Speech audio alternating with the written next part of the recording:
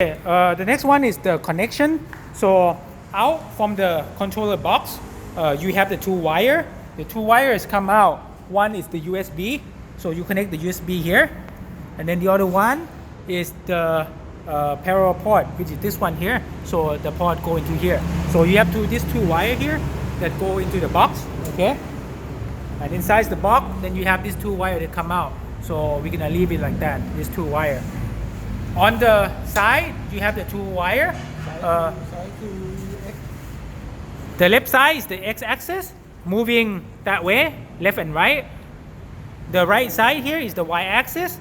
This wire here, the y-axis, which is gonna move up and down.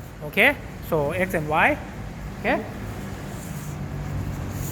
On the right side, you have emergency stop, the power stop. So you press emergency stop, and then this one here is for the power.